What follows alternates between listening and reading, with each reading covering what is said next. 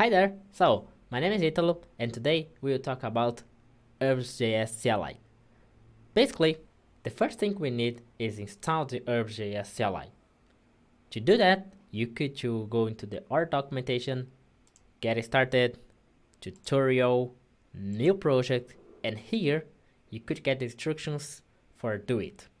Basically, we need to do npm install -c herbs CLI. So after that, you will be able to do herbs new in your terminal and generate your beautiful project with HerbsJS. So I will jump the installation just to have a short video, and I will go for the project generation. And here in my terminal, I have only a folder called Demo API. So I will generate a project with other name, and to do this, I will do herbs new, and basically the CLI will do some questions for me. So the project name, for example, and I will use the name some API. Okay. So the project description, and I would like to say it's just an API. Okay. So the author name, so Italo. My license that I would like to use in my project. If I want to have a graphical layer, a REST layer, what database I want to use. So I would like to use the Mongo. And if I want to have a Git repository, but I don't know, I don't want it. And here, the CLI asks us about if we want to run it now or in another moment. So for now, I don't want to run it. So I want to show you the code. So after this, we will install all the modules and run the project. And basically, we have two folders now, and we could to enter in the some API code. And here, basically, we have a project here generated by the Herbs CLI. And today, I will show how the generated projects works and what do we have here, but about the code, about the deep code, explain line by line and how the things works, I will show you in the next videos. But here we have a readme. Okay, it's the full readme talking about this project is generated with the CLI. So we have a package.json, and here in our package.json we have the name that we provided for CLI. We have the description we provided for the CLI. We have some scripts, okay, some basic scripts. We have our dependencies, our HerbsJS dependencies, and I will install the Node modules, and inside the source we have the domain and the infrastructure and an index too. So this index basically it start the project, okay, and here inside the domain we have our entities, okay, and to have our use cases we need to use the CLI when we are done. For example, if I would like to have a project about users, okay, I just come here and give a herbs update. So it generates for us the use cases with creation, delete, find all, find user, the tests.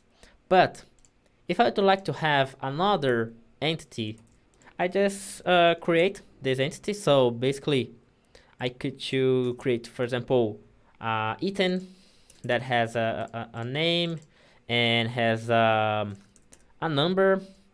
Why not? So basically, when I create a new entity inside my entities folder and give herbs update again, as we did with the user, it just generates the use cases for us too. It's the Herbs CLI power, and it creates the use case, repositories, and everything else as you need. So what do you have more here?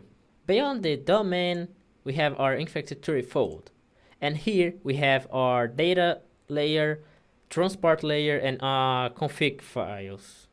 And In data domain, in data layer, we have here our database that we with the Mongo. So we have our repositories, repository for use, a repository for item. We have our GraphQL layer, and here I will explain in more details in the next videos, but basically it read all use cases and provide for us all mutations, all queries, all types, and the same for REST. When we run it, so with npm start, we could just see we have our endpoints for item and user. And if I add a new entity and generate and create new use cases, all these use cases will be here, and you don't need to touch into the REST layer in the REST code. Everything will be configured automatically for you. And we have our GraphQL and doc and everything else that I will show you for you. So basically, if you go into our browser and put here localhost GraphQL, we could just see that we have all schemas provided for us automatically. So we have our queries, for example, find all items, find items, find all users, and find our user. So we have our mutation, like create the item, delete the item, update item, and everything else. And basically, we could create a user here. So I will do an example user. So as you can see here, I could find all users.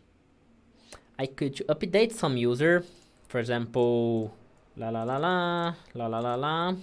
As you can see, so everything else for user and item entity. So if I add the new entity, it will be the same. And if we create some user here and we get this idea via GraphQL, we could go into the browser and type user and put the ID.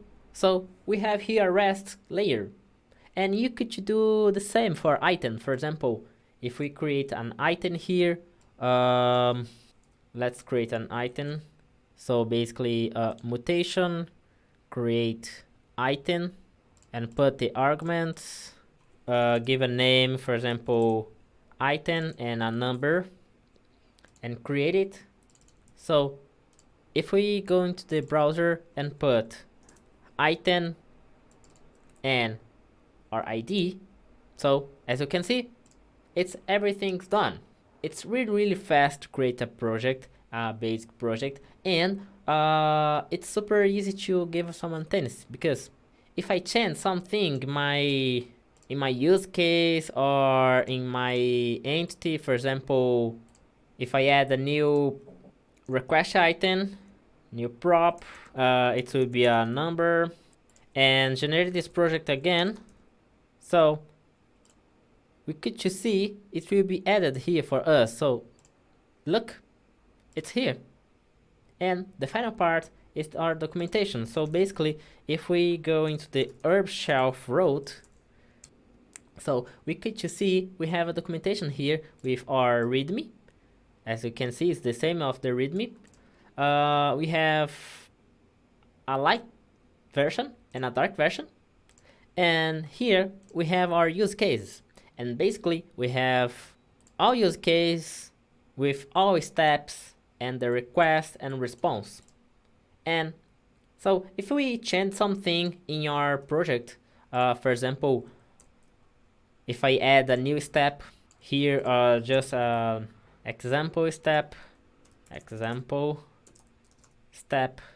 and this step will return nothing. Okay, so if we do it and refresh our documentation and go into the item, so here we have our new step there. So it's the same if I edit step description, or if I edit my request or edit my response. everything will be updated in real time for you.